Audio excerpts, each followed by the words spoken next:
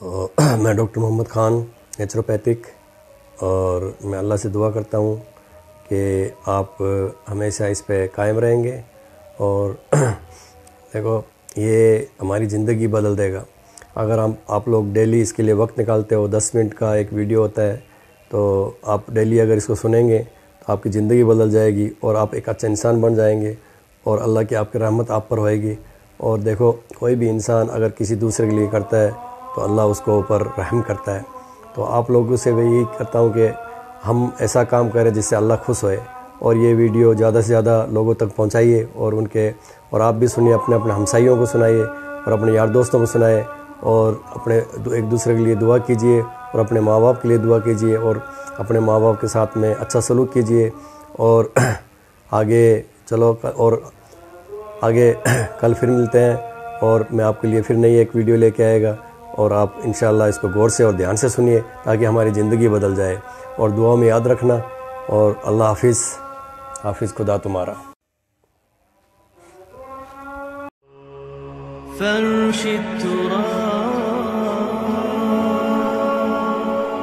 يضمني۔ دو سوالات ہیں آپ سے۔ ایک تو یہ کہ تمام فرقے اور جو گروہ ہیں اسلام کے اندر، جو ہمارا اسلام ہے اس کے اندر جتنے بھی گروہ ہیں، اہل حدیث ہو گئے، دیوبندی یا جو بھی ہوتے ہیں، حنفی اور مالکی، جتنے بھی ہیں، ان کی تعلیمات اور ماخذ جو ہے وہ ایک ہی ہے، قرآن اور حدیث سے یہ اخذ کرتے ہیں۔ اختلاف یہ کہاں پہ کرتے ہیں؟ پھر اختلافی نقطہ جس کی وجہ سے یہ ایک دوسرے کے سے بہت دور ہو گئے ہیں، وہ پوائنٹس کیا ہیں؟ اور سوال میرا دوسرا یہ ہے کہ اسلامی فتوحات جو ہیں کیا وہ جہاد کا حصہ ہوتی ہیں؟ جہاد کا حصہ ہوتی ہیں اسلامی فتوحات جو ہیں، کیا وہ جہاد کا حصہ ہیں؟ اسلامی فتوحات، جی، پہلی بات تو یہ ہے کہ یہ جو آپ نے گروہ گنوائے ہیں یہ مسلک ہیں، حنفی، مالکی، شافعی، حنبلی، سلفی۔ اصل خرابی ان میں جو تلخی ہے اور ایک دوسرے کو برداشت نہ کرنا، ایک دوسرے کو لیے تکفیر کے فتوے دینا، یہ خرابی ہے۔ مسلکوں کے اختلاف میں کوئی خرابی نہیں ہے، اور یہ مسلکوں کا اختلاف بالکل سمجھ میں آ جاتا ہے کہ قرآن سے اور حدیث سے، سنت سے استنباط کرتے ہوئے ایک شخص ایک رائے نکالتا ہے، ایک شخص اسی سے دوسری رائے نکالتا ہے، اور یہ دونوں رائے ہوتی ہیں مبنی پر خلوص اور اخلاص۔ مثلا میں آپ کو ایک واقعہ سناتا ہوں۔ ہمارے ایک بزرگ تھے ڈاکٹر عثمانی مرحوم، ان کے نام سے وہ ایک جماعت میں حزب اللہ موجود ہے، وہ ایک علیحدہ مسئلہ ہے۔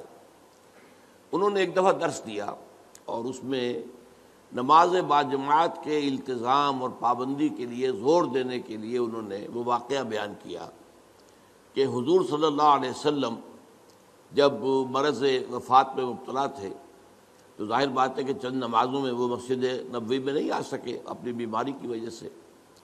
جیسے ہی ذرا طبیعت بہتر ہوئی تو آپ آئے، اور آپ نے اس وقت سہارا لیا ہوا تھا حضرت عباس رضی اللہ تعالیٰ عنہ اور حضرت علی رضی اللہ تعالیٰ عنہ، ان دونوں کے سہارے سے آپ مسجد کے اندر آئے۔ تو حضرت ابو بکر نماز پڑھا رہے تھے، وہ پیچھے ہٹنے لگے کہ حضور آ گئے تو وہ آپ نماز پڑھائیں گے، تو آپ نے اشارت سے کہا نہیں تم نماز پڑھاؤ، اور آپ بیٹھ گئے حضرت ابو بکر کے پاس۔ بہرحال باقی واقعہ میں بیان نہیں کر رہا، اس سے انہوں نے استنباط کیا کہ دیکھیے نماز باجماعت کی اہمیت یہ ہے کہ حضور اس حال میں بھی، جبکہ آپ چل بھی نہیں سکتے، بمشکل 2 افراد کا سہارا لے کر آ رہے ہیں، پھر بھی آپ نماز باجماعت میں شریک ہوئے۔ میں نے ان سے بعد میں عرض کیا کہ ڈاکٹر صاحب میں اس حدیث سے ایک اور نتیجہ نکالتا ہوں، اور وہ کیا ہے کہ نماز باجماعت سے صرف مریض ہی مستثنیٰ نہیں ہے، اس کے تیماردار بھی مستثنیٰ ہیں۔ حضرت عباس اور حضرت علی جو ہے وہ گھر کے اندر موجود تھے، مسجد میں تو نہیں آئے، وہ بیمار نہیں تھے، لیکن چونکہ وہ بھی حضور کے تیماردار تھے، حضور کی دیکھ بھال کر رہے تھے، تو گویا کہ ان کے لیے بھی اس وقت نماز باجماعت میں شریک ہونا لازم نہیں تھا۔ اب دیکھیے واقعہ ایک ہی ہے، اس سے ایک نتیجہ یہ نکل رہا، ایک نتیجہ یہ نکل رہا ہے۔ اس میں خلوص کی بنا پر لوگوں نے اختلاف کیا، اور اختلاف کی وجہ سے کوئی مسلک وجود میں آ گئے۔ یا ایک اور مثال میں آپ کو دیتا ہوں، حضور کی ایک حدیث ہے صلی اللہ علیہ وسلم کہ جب بھی مسجد میں جاؤ تو 2 رکعت جو ہے تحیۃ المسجد پڑھے بغیر مت بیٹھو، یہ مسجد کا حق ہے۔ آپ مسجد میں گئے ہیں، 2 رکعت پڑھیے۔ ایک طرف تو یہ حدیث ہے، ایک طرف یہ حدیث ہے کہ سورج کے نکلنے کے وقت جب تک سورج پوری طرح نکل نہ چکے کوئی سجدہ نہیں ہو سکتا. فجر کے بعد فجر کی نماز کے بعد سے لے کر سورج کے پوری طرح طلوع ہونے تک کوئی سجدہ جائز نہیں. اسی طرح عصر کی نماز کے بعد سے اور سورج کے غروب ہو جانے تک پوری طرح کوئی سجدہ جائز نہیں. اب کیا کریں؟ اب اگر ایک شخص عصر کے بعد مسجد میں آیا ہے، اب مسجد میں مغرب کی نماز میں ابھی 10 منٹ ہے 15 منٹ ہے، کیا کرے؟ وہ کون سی حدیث پر عمل کرے؟ پہلی حدیث پر عمل کرے یا دوسری پر کرے؟ پہلی حدیث پر عمل کرتا ہے تو گویا کہ وہ ممنوع اوقات میں سجدہ کر رہا ہے. دوسری پر عمل کرتا ہے تو جو پہلی حدیث ہے اس پر عمل رہ گیا. اب اس میں لوگوں نے اصول بنایا ہے کہ جہاں کسی چیز سے روکا جائے وہ زیادہ قوی ہے بنسبت اس کے جس میں حکم دیا جائے. تو روکا جانے والا معاملہ یہ ہے کہ نماز مت پڑھو فجر کے بعد سے سورج کے پوری طرح طلوع ہو جانے تک اور عصر کے بعد سے سورج کے پوری طرح غروب ہو جانے تک. اب اس میں اختلاف ہے. تو اختلافات جو ہیں وہ قطعاً کوئی غیر فطری بات نہیں ہے. ایک اور واقعہ ہوا حضور کے زمانے میں، جب یہ جو غزوہ احزاب ہوا ہے تو جب جو کفار جو تھے جو باہر سے آئے تھے اور گھیرا ڈالے پڑے ہوئے تھے چلے گئے، تو اب حضور صلی اللہ علیہ وسلم اپنے ہتھیار اتار رہے تھے. حضرت جبرائیل آئے، آپ ہتھیار اتار رہے ہیں، ہم نے تو ابھی تک ہتھیار نہیں اتارے، بنو قریظہ کا معاملہ کرنا ہے ابھی. انہوں نے جو غداری کی اور عین جو ہے جنگ کے موقع کے اوپر عہد کی خلاف ورزی کی، انہیں سزا دینی ہے. چلیے حضور نے سب کو حکم دے دیا. اب کوئی مسلمان عصر کی نماز غالباً تھی نہ پڑھے جب تک کہ بنو قریظہ میں نہ پہنچ جائے، یعنی جلد از جلد بنو قریظہ کے علاقے میں پہنچ جائے. اب کچھ حضرات کا معاملہ ایسا ہوا کہ وہ ابھی راستے میں تھے، انہوں نے محسوس کیا کہ نماز جو ہے عصر کا وہ تو اب عصر جو ہے وہ ہماری قضا ہو جائے گی، اب نکل رہا ہے، اب ہم وہاں پہنچ نہیں ابھی تک، کیا کریں؟ کچھ نے کہا کہ نہیں صاحب کچھ بھی ہو، نماز قضا ہو یا نہ ہو. حضور نے کہا نماز مت پڑھو جب تک بنو قریظہ کے علاقے میں نہ پہنچ جاؤ، تو ہم تو نماز نہیں پڑھیں گے. کچھ لوگوں نے کہا نہیں یہ تو حضور نے اصل میں جلدی کرنے کے لیے تاکید کر کہا تھا، ورنہ مراد یہ نہیں تھی. انہوں نے نماز پڑھ لی. اب کچھ لوگوں نے نماز پڑھ لی، کچھ نے نہیں پڑھی.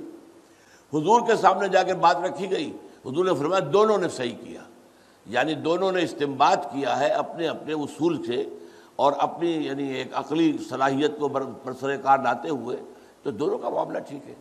اس اعتبار سے اختلافات سے زیادہ پریشان نہیں ہونا چاہیے. ان اختلافات کے اندر جو تلخی پیدا ہو گئی ہے وہ اس وجہ سے ہے کہ ہم نے ایک مذہبی پیشہ بنا لیا اپنے ہاں. اسلام میں کوئی مذہبی پیشہ نہیں ہے. ہر شخص نماز پڑھا سکتا ہے، ہر شخص جو ہے اپنی بچی یا بچے کا نکاح پڑھا سکتا ہے، ہر شخص اپنے والد یا والدہ کی نماز جنازہ پڑھا سکتا ہے، کسی مولوی کی ضرورت نہیں ہے.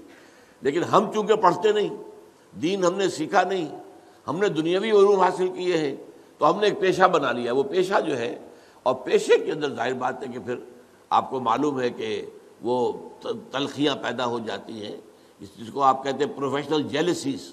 یہ پروفیشنل جیلسی از اے رول. تو اس وجہ سے زیادہ خرابی پیدا ہوئی ہے، ورنہ ان مسالک کے اندر کوئی خرابی نہیں ہے. یہ استنباط کے اختلافات ہیں اور خلوص کے ساتھ کیے گئے. اب فتوحات اصل میں دیکھنا یہ ہوگا کون کر رہا ہے، کس نیت سے کر رہا ہے. ایک فتوحات وہ ہیں جو خلافت راشدہ میں ہوئی ہیں. اب خلافت راشدہ میں تو جو خلفاء ہیں وہ کامل اسلام پر کاربند ہیں. وہ شہنشاہ تو نہیں ہیں، بادشاہ نہیں ہیں، انہوں نے محل نہیں بنائے ہیں، انہوں نے عیاشیاں نہیں کی ہیں. وہ تو صفوں پر بیٹھ کر اور یوں سمجھیے کہ زمین پر بیٹھ کر جو ہے وہ حکومت کا کام چلا رہے تھے. تو یقیناً وہ سارا جہاد اسلامی تھا، لازماً اسلامی تھا، لازماً اسلامی تھا. بعد میں وہ دور بھی آیا ہے، ایک بادشاہ ہے بھی شرابی اور زانی اور ہے بھی بہت ظالم، کوئی اسلام کے اوپر عمل بھی نہیں ہے مسلمان.